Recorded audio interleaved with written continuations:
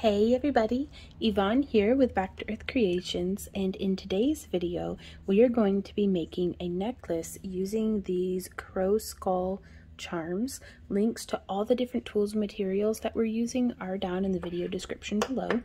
So you can use whatever color of crow skull or any similar type bead. Really, I'm looking for something for this project that has the two holes through here. It has the eye hole and then this hole that normally a cord or something would be threaded through. I am using 20 gauge wire.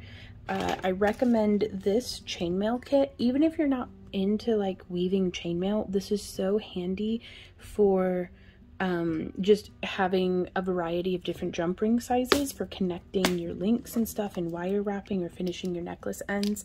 And it has the sizes up here on the lid. That way you can reorder to see. Clearly I use a lot of that one.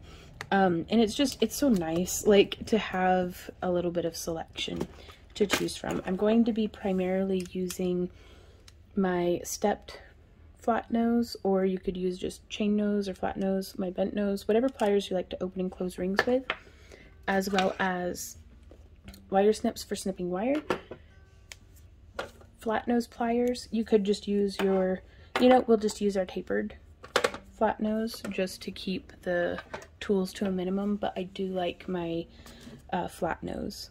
And then mandrel pliers or round nose pliers. I'm going to be using both, but that's just my preference. So there's lots of different ways that you can kind of use one tool in place of another. We're also going to be using some beads that I got on Amazon in their little organizers and everything. I really like these beads. And then the chain that I'm using the 20 gauge chain from the Ring Lord in platinum tone. Looks like that. This is enameled iron, and I've used it in all of my work for years and have had very good results and happy customers, and I think that's hard to beat. And then I'm also using the 19 gauge in black ice, and this is just going to be for the extender chain. The main ring sizes that I'm using, and all of this again is listed down in the video description. I'm predominantly using 18 gauge 3/16 and 18 gauge 1/8 inch. I will have the millimeters for that down, like if you don't measure everything in chicken nuggets, they'll have the millimeters down in the video description as well. So what we're making today is, and 6mm beads of your choice. These are just black glass beads, and I use 4 per necklace, and you can always choose to extend this design farther up. I just find that this works really well for like circlets and stuff and necklaces because you don't have a bulky necklace all the way around. And it helps me from a vending perspective, like if you sell your creations, I'm able to charge significantly less for this necklace than if I were to continue the design all the way around, though we do always leave that option open to our customers if they want something custom. Like if they wanted the design all the way around, we'd let them know how much that would be, and then if they want to do that, then we do that. Oh, also, I'm glad I looked at that. We will be using, in addition to the 20 gauge, we will be using some, I'm rummaging, where's it at? 16 gauge aluminum wire,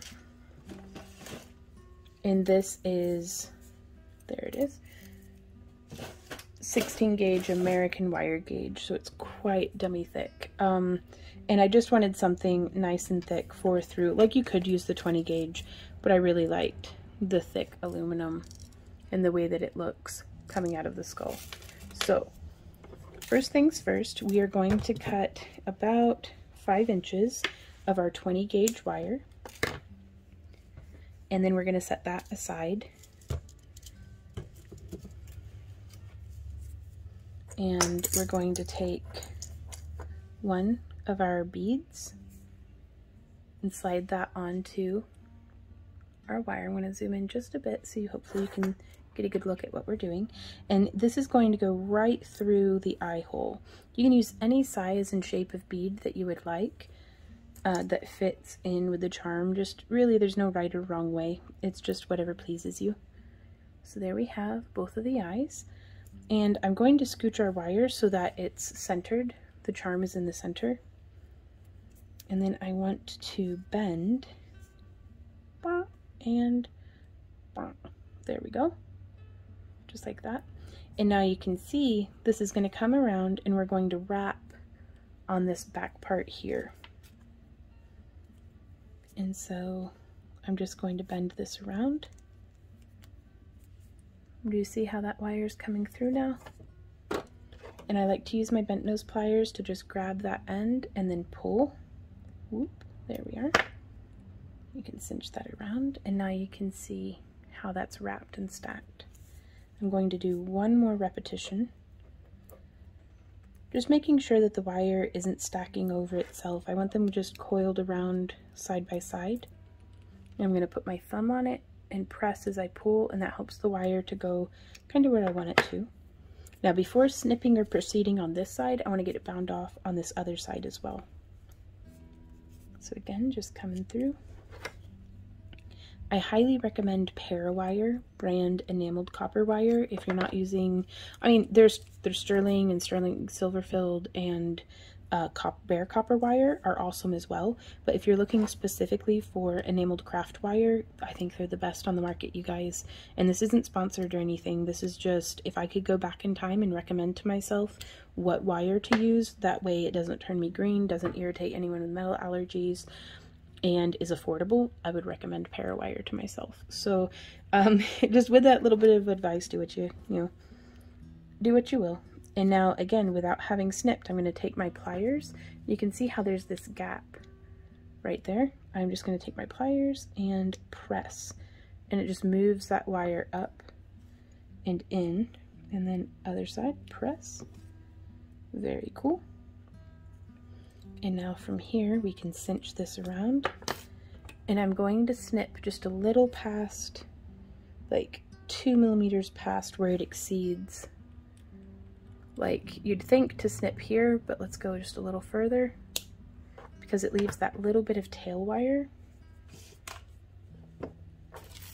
And then I'm just going to use my pliers to smush and bend that down around the skull. And I'm going to do that same thing on the other side. So again, giving it a snip, and then giving it a smush. And this way there is no pokey bit that can be snagging on your skin or clothing, and I think that works out pretty well. Now we're going to take our 16 gauge aluminum wire, and we're going to come in with, you could use either metal tone. I think I want to do it. Yeah, I'm doing a mixed metal tone on this one, so I want to incorporate more silver in the center. So I'm going to be using the 6 millimeter sized bead. But before we do that, let's come in significantly far away from the end. This is probably way more wire than what I need, but I'd always rather give myself more wire than what I need than not enough. And then I'm going to be wrapping around the smallest end of my mandrel pliers. And it can be kind of easy to distort the wire, so I want to make sure that that loop is nice and centered and positioned the way that I want. And then I'm going to grab with my pliers, and I'm being very careful to not super grip with my left hand. Like, we don't even have to be, holding it a little helps. But I am going to use my bent nose to just coil this around. I like to do 3 rotations. It's a nice round number.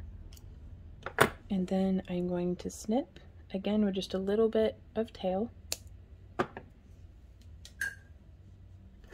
And now I'm going to take this and I'm going to smush, smush, smush, smush. There we go. Down nice and tight. And that way I don't risk marring my other bits of wire. And now we can take the 6 millimeter bead. These have a very nice big hole in them, which is a big reason why I'm using the 16 gauge. It's because if you use a thinner wire, it kind of just like flops everywhere. And we do have an option here for a design element, you could just do the one bead on either side. I'm going to try something a little different. Variety makes life spicy, so I do like to try different things out. So we're going to come in with a 5mm and then a 6mm. So going from the brass to the silver, and then putting our brass charm on. And then we will do a 6mm silver, or platinum tone, I think is what this is. And then these ones came a little like dusty. You can kind of see it's not quite very bright, but if you just take one and roll it in your fingers, it takes that powder off. So no biggie. And I think that looks pretty cool. So now from here, if we have problems with your beads shifting around and stuff, or if you feel like your links are just sticking out and looking quite weird, something that you can do with your links, if you want, they can sometimes be a little bit less obvious if you turn them this way and then do a connection ring. But I like the way my loops look, like I like them kind of being there, so I'm going to leave it like that. But if you feel like it's moving around quite a bit, whenever you do your bend, be very careful to make sure you're giving yourself about the same amount of space to fit. If it fits 3 coils, you can kind of see that's the width of my plier jaws. So you can kind of come in here and measure and smush those beads nice and tight. Be like, okay, so it's about there on the wire that I need to bend. So I'm going to grab and I'm going to bend. Boop, using my thumb to brace against to get a nice sharp bend. And now I'm going to place my mandrel pliers and then shaping this around. Again, trying to make sure that I've got a decent loop going on. Bringing this around. On this aluminum wire, if you cinch quite hard with your pliers, it will bite into and sometimes even through your wire. So this is something too that if this is a problem that you have, that there's too much movement, go ahead and wait to snip on this one. And I do recommend to folks to watch through my entire tutorial before following along with me step by step, just in case you've already snipped and you're having a problem. It's just, I mean, it's like reading through all of the instructions before starting the project. So I do try to be clear with our instructions, but sometimes things evolve and come up that I didn't anticipate. So we're trying our best, and I appreciate y'all being here. But now I'm going to snip with a little bit of tail. You can always trim off more. But yeah, just to demonstrate, this is that aluminum wire. With regular round nose pliers, I can almost cut through it. So you will want to be gentle. If you find yourself having that problem quite a bit, maybe go with a 16 gauge copper or something. Or the aluminum honestly is affordable enough. You can practice a whole bunch and kind of get the hang of it before doing your final project. And now I am just kind of smushing that around. I want to make sure no pokey bits. But adding in that extra little bit of tail, I still only have 3 coils, but that extra little bit really helps to keep it from wiggling. And I'm going to give it a little bit of a bend. If you wanted to make a necklace that's like a choker or straight across the forehead circlet, you could leave it straight, but I really like doing just a little bit of a bend. Just like that. And now we are going to make to continue on with the wire wrapping portion, we're going to make the little links here. And so to do that, we're going to go back to using our 20 gauge wire. And I'm going to snip off 1 and 2 sections of the 20 gauge. And these are about 3 inches long. Oops. And now what I'm going to be doing is I'm going to coming about 1 inch down from the tip. Let's give that a bend. Now you'll see here I was hurrying and my pliers slipped and kind of nipped the enamel. That's just, sometimes that usually only happens whenever I get very sloppy. So if you find yourself getting sloppy, that's okay, these things happen. Or if your pliers slip, or you know, just whatever's going on, you can come in and burnish it in just a little bit with the jaw of your pliers, just to make the pokey bit not be there. Now also, this isn't sterling silver, you know, it is silver plated, but you can always just cut another piece if that bothers you. I keep a drawer that I toss all of my scrap wire into, just because usually if all I need is just a little bit of wire, I'll consult the drawer first, but I am saving it all for melting down one day and making my own like ingot to like if I ever have a mill for making my own sheet or wire or things like that, like that's what I would do with that wire. So until then, I'm going to hoard it. So this is just like how we do in our wire wrapping masterclass lesson 1 with making wrapped links. So again, I'm using the smallest mandrel on my mandrel pliers, which is around 3 millimeters, and I'm just making that loop. I want it to be like a balloon on a string. There we go. So I want this bottom wire coming out of the center of that circle. I'm going to reinsert my pliers and then grab this little bit of tail wire and go once, twice. Is it still blurry? Yes, because why not? Twice and thrice.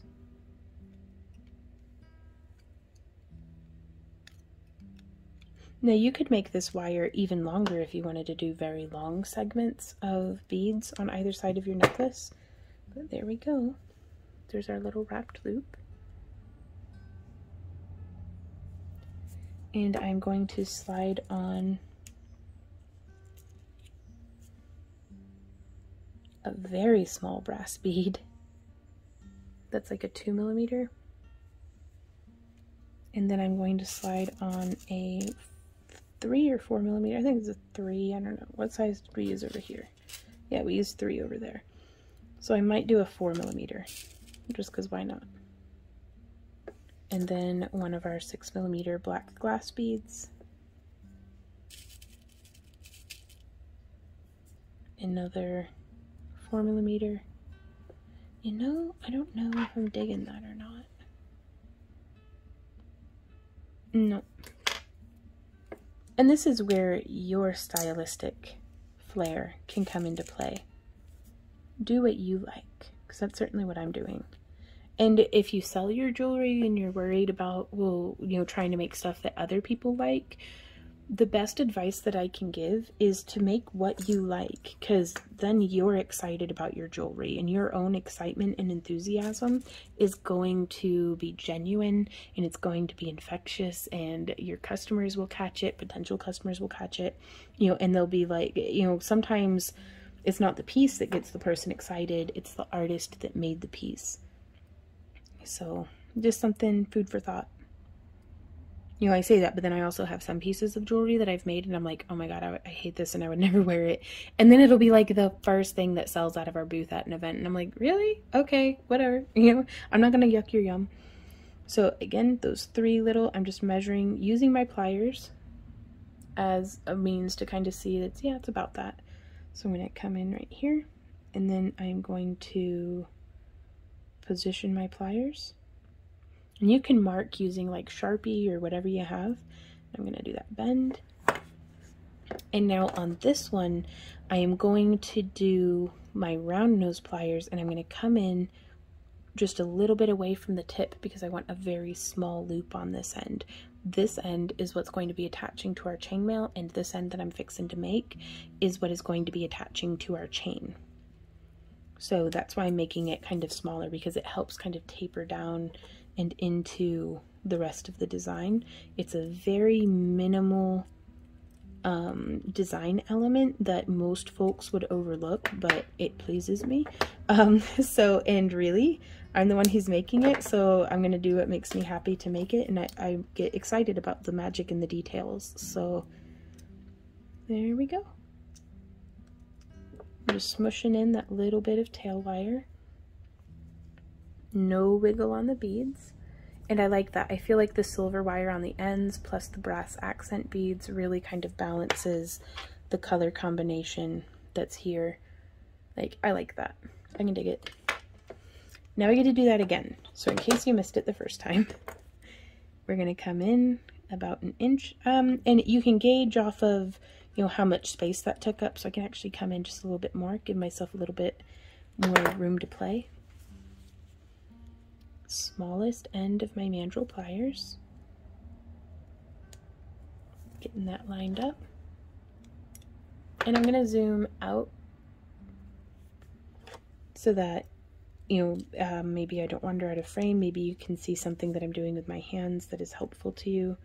Because that's our biggest goal with all of this stuff, is to just be as helpful as possible. And also, we do get emails from folks asking if they can sell the things that they've made based on our tutorials. And my answer to you is yes, please. You've bought the materials, you've put in the time, it is your hands that hurt at the end of the project, though hopefully not too bad. So by all means, please, please, please go out and hustle, make that bread, do the Etsy thing, do booths. Like, I do hope that if anybody asks you how to make jewelry or how you made it or, you know, anything like that, that you'll pass along the information freely as we have done, just because I feel like it's really good for the artist community to, you know, help each other grow. I stand on the shoulders of giants who came before me, whose work, you know, enabled what I do, and I think that's amazing. And it's a wonderful thing. It's an honor to be a part of. So I'm really excited to see who you might inspire and encourage with your work. So just come in, bending that, using the tip of my pliers, just coming in just a bit. Because specific measurements don't really matter that much. I mean, this is around 3 millimeters away from the bead, I guess, and away from the tip of my pliers. But it's more about your tools, your preference, and being consistent with that. Because you can change it every single necklace, but I try to keep the components consistent between, you know, if I'm just, whether it's just a pair of earrings or a bracelet or a necklace or what, I just want to make sure that those little details are consistent throughout the piece or wildly different to embrace the chaos fully. Okay, so there's our 2 links. I'm going to close up my beads because I'm surprised I haven't spilled them by now.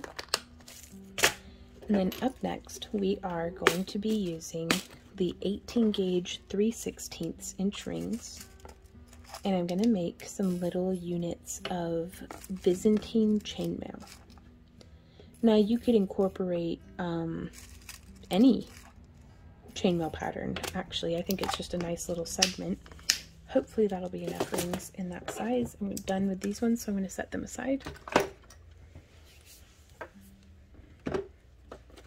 And so to do this, I'm going to come in, and whenever I open a ring, I'm just holding on to it like that. You can see how the ends of the ring are offset, so I'm going to, as a right-handed person, I like to have the left side away from me because it helps me to see where I'm inserting the ring, but you do you. And I am going to zoom back out because we're going to be opening quite a few of these. So there's 1, 2, 3, 4. Oh, that's not the right ring size. 5, 6, 7, 8, 9, and 10. I think that's enough. We'll see. And then we're going to close 6. So there's 1, 2, 3. And to close these, I hold on either side, and I want to wiggle Do, do, do, do, do. And you may have heard those clicks. I'm actually pushing inwards with my pliers just a little bit because these rings are butted. So there's no welding or soldering or anything like that, or riveting to join them together. It's just the force of the ring itself. But whenever your rings are cut, if they're saw cut, which I do recommend saw cut, because machine cut, you can kind of see here that gap. That's the material that the saw blade removes. On machine cut, it would be like it would be pinched on one, if not both sides, depending on the manufacturer. So that's why I press the ends together with that little bit of a wiggle. I love that click, y'all. It makes me happy. And be as much of a perfectionist as you want. There we go. So there's 5, so we'll do one more. But yeah, I used to use machine cut rings because they are just a little less expensive, or at least were less expensive back in the day. But man, the quality that you get with the saw cut, you can almost make, this one you can still see a little bit, but sometimes you can make it almost invisible. And it makes for a much silkier and more comfortable to wear chainmail, you know, whether it's a bracelet or necklace or what have you. Okay. So this is all just for one of the Byzantine. So I'm going to weave one and then do the other one off camera just to keep, oh no, we might do it. Let's go ahead and set the other one up. Because you never know when something interesting or unplanned might happen that might be really useful to y'all. Because more often than not, I don't know about you guys, but I learned so much by doing something wrong. So much more, like the depth of my understanding for a craft is benefited by messing up a whole bunch than it is, more so than it is to just get it right every time. So that's why I'm going to do both of them here in the video, because there's no telling how I might mess it up. 1, 2, 3, 4, 5, 6, 7, 8, just 2 more. So there's 9 and 10. And I really do love, it can be a little tedious, but welcome to chainmail. It's nothing if not doing the same thing over and over and over again. But getting everything set up first really does help me feel like it's all going so much faster once I get to weaving. Even though it's literally the same amount of opening and closing rings, it's still, I don't know. Let me know in the comments or in the Premiere chat. Hey, everybody in the Premiere, if you prefer to have all of your rings set up and ready to go, or if you just do it as you're weaving. If you are watching this and wanted to have been here during the premiere, be sure to sign up for our free newsletter at backtoearthcreations.com, because we send out notifications independent of YouTube, independent of any social media. That way you can know when we have new tutorials or live streams or shop updates or anything like that. So now what we're doing is we are going to take one of our open rings, and I'm going to put 4 of our closed rings onto this one open, and then I'm going to close it. And then I'm going to hold on to the ring that we just closed with my fingers, and we're going to pick up another open ring, and I'm going to hook it through those 4 again and close it. So now from here, I've just pressed my finger up behind it, but I'm going to pinch 2 of the rings off to one side and then 2 off to the other, and you can see how it's made this little 2-2 chain. So I'm going to take another open ring, and I'm going to hook through 2 on the end, so the rest of them are kind of hanging down as a chain, and then I'm going to hook on, boop boop, these 2, the last 2 closed for this segment, and then I'm going to close that one. I'm going to hold on to that cluster. It can be very clumsy sometimes, and that's okay. I highly recommend, we have some more tutorials on here. Aussie Mail is fantastic. There's a whole bunch of folks who do chainmail tutorials. So if you're interested in doing chainmail and what I'm doing here just isn't helping, there are there are other resources that I highly recommend. Mailartisans.org is great for if you want like written tutorials.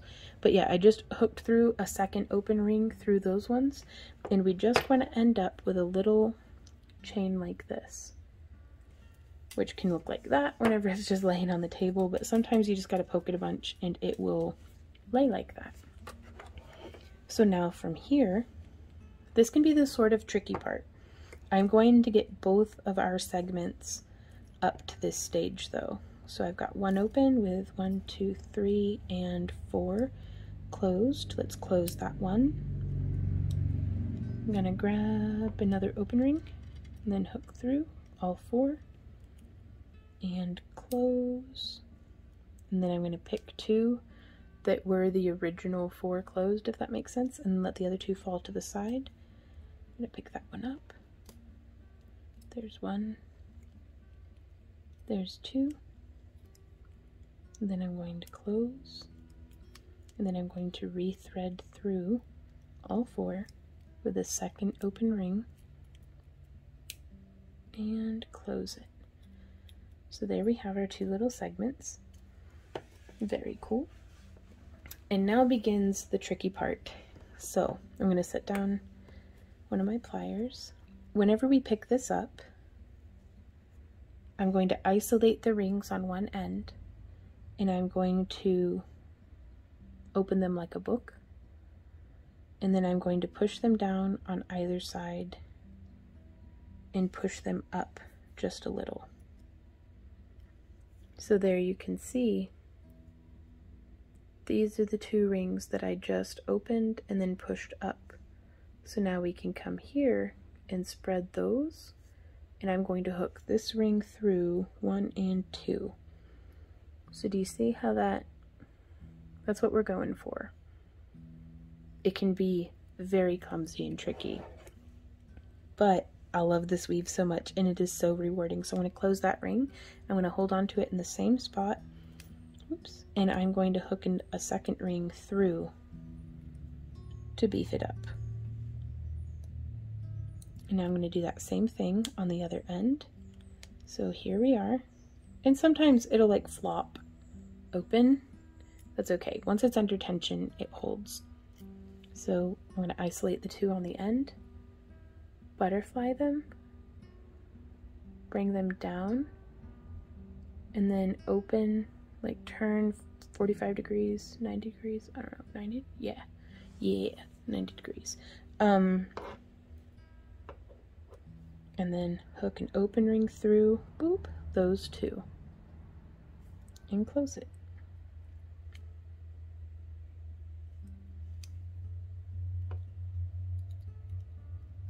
Then I'm going to hook a second open through those 2 and close it as well. And that is 1 segment of Byzantine. Let's do it again. I think I opened up too many rings, but that'll be all right. So again, grabbing, isolating the 2 on the end, opening, letting, boop, come down, spreading those 2, hooking through and through, and close. This is one of my favorite ways of adding in just a little chainmail accent into the rest of the necklace without having to do like, a whole solid, weaving of the Byzantine or whatever weave it is that I end up doing that day. And we're going to do that same thing on the other end again. Because it can get kind of expensive just trying to make up for your time and energy investment into something whenever you're weaving, the whole thing. But just adding in like a little inch here or there really helps make a necklace, like it elevates a piece to the next level, I think, by making it a hybrid between wire wrapping, bead stringing, and chainmail. So there are our 2 units. I had 4 extra rings. It'll be fine. So now we're going to piece it all together. I'm going to put these rings back into their compartment. And then we're going to be grabbing some of the 18 gauge 1/8 inch. There we go. Just a whole big pinch of them. And now from here, I'm going to go ahead and measure off our 20 gauge, which I don't know the millimeters on this. I'll have links down in the video description to the exact chain that I'm using, or as close as I can get. So it's 1, 2, 3, 4, 5, 6, 7 inches. If you want a longer necklace, just cut longer chain. So there's that one, and then we're gonna just let it hang, follow it down. You could just measure it twice, but here we are. Snip and snip. So there's our 2 lengths of chain for either side. And I'm gonna go ahead and do the 4 inches of extender chain. Oh, it's a little tangled. That's okay though. And I just used the top of the spool to be like, about that wide, but it's about exactly 4 inches anyhow, so it works. I prefer to use lobster claw clasps for pieces like this, but if you have a favorite kind of clasp, either like one that you make or one that you purchase, you can use that in place of the clasp and extender chain that I'm using. So I'm just hooking that, like instead of cutting for the extender chain, I just open the link and then I've hooked that onto the end of our chain. Just like this. And then I'm going to close it nice and solid. There we go. And the reason why I do an extender chain like this is because I want something that our clasp can very easily hook onto. Which the clasps that I'm using I got on Amazon. Again, I will have them posted down in the video description, and all of those links are, for the most part, are affiliate links, so that's very helpful to our channel and our business if you purchase through them at no additional cost to you. So for the other chain, I'm going to just use one of these 18 gauge 1/8 inch. I'm going to open it up, hook on our lobster claw clasp. These are like 9 by 14 lobster claw clasps. I like them nice and big because they're easy to handle. Especially, you know, if my hands are cold or something, I can get it. And I love these extender chains because we can hook, even with a big clasp like this, anywhere along that chain to make the necklace adjustable within the 4 inches, you know, of either on its shortest setting or on its longest setting. And then if somebody, you know, wants to request it to be shorter or longer still, we can make modifications in booth. So I'm going to set these right here. We are going to open, before we start opening rings, we can lay out our necklace. So here we have our focal point in the center, and I went to position our chainmail is right here, because we could do this and then the chainmail, but I like to do the chainmail and then the bead. And I want the larger loop to be facing the chainmail because I'm going to be putting 2 of the 18 gauge rings through here to attach it to the chainmail, and then I'm just going to be using 1 to attach it to the chain. And then I'm going to put the chain with the extender on this side, and then I'm going to put the chain with the clasp on this side. And so now we can come through, and I'm going to just open 1 for right there, and then 1, 2, 3, and 4. Then we'll come over to this side, 1,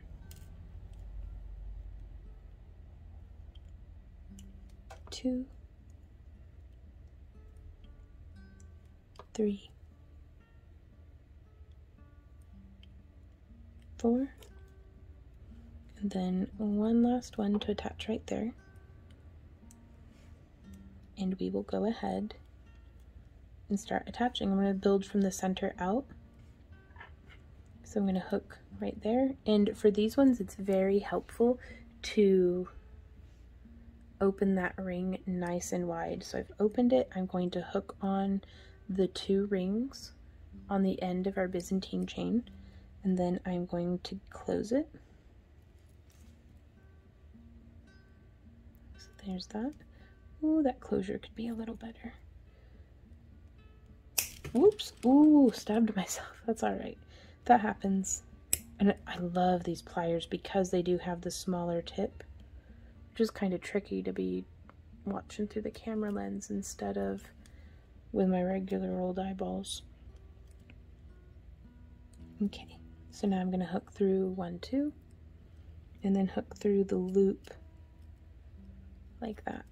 And I prefer, personally, the look of 2 rings. I do it because it looks it looks very substantial. These rings will take a beating too, I tell you what. But I think it looks substantial, and it keeps things from looking twisting up too easily. Okay, let's see if I can do it without stabbing myself this time. So now from the Byzantine, I'm going to hook through, boop, boop. There we are. And then I'm going to hook on, checking one last time, small end, big end. Let's hook on the big end.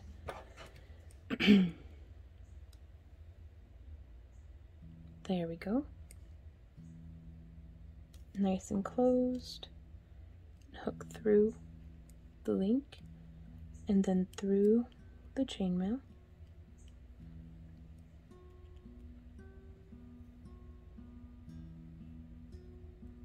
There we go.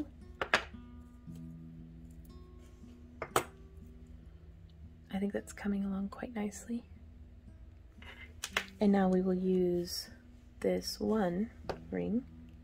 I'm going to zoom back out. To hook through the small end of the link and hook onto the end of our chain. And then we'll close it. And now we're going to do that same thing on the other side.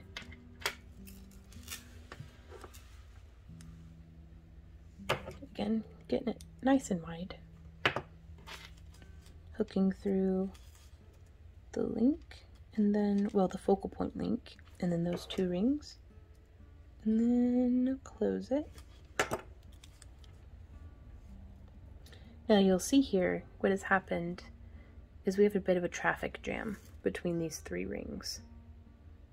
And it's going to be real tricky to try to cram that back around. So what we're going to have to do is actually just open this ring back up. And then whenever we place, ooh, that is, there we go. When we place these in, I just want to make sure that the 3 rings, even though this one's a loop, that they can just coexist. So sometimes that means making sure that one is kind of tucked under the other one. And sometimes it can be helpful to just reverse how you're doing it. So I've hooked on the Byzantine first and then the loop. Let's see if that made a difference. Give it a close, and looking good. So sometimes just changing the angle of what you're doing can make a huge difference. So again, I'm going to hook through 1, 2, and then hook through the 1. It's all about how you get, like, the end result. How you get there is up to you. So long as it's holding together, looks the way that you want, and is comfortable to wear, then you did it right. So now we're attaching to the big loop end. Closing, doubling up on that ring. Now this 18 gauge 1/8 inch is quite substantial, so I really am just doing the 2 for the aesthetic, but I love it, so that's okay. There's few other better reasons to do something than, you know, especially whenever it's an art like this. Do it because you love it. Then we're hooked on the chain, and there we go. We have made our own little necklace. that I think will sit just beautifully. If y'all have any questions, comments, or ideas, please leave them down below. I love hearing from you guys. You can also send us an email to backtoearthcreations@yahoo.com if you want to send pictures of your work for us to like help troubleshoot, or you know, so, like you could send us a picture and then like have it circled to be like, this part right here I keep messing up, and like, you know, in that way if we can see a picture of, and as well as your description of what you need help on, it really helps us to be able to help you. So thank you guys for that. If you enjoy our tutorials and would like to support the creation of more of them, please consider joining our Happy Crafter Club. Links for that are down below. It starts at just $1 a month, and the higher the membership level you choose, the more you get. We do booty boxes, we do digital content, we do all sorts of stuff. So we really appreciate y'all, because you literally make our world go around. So thank you guys so much for being here, and we will see y'all next time. So until then, happy crafting. Mwah. Bye.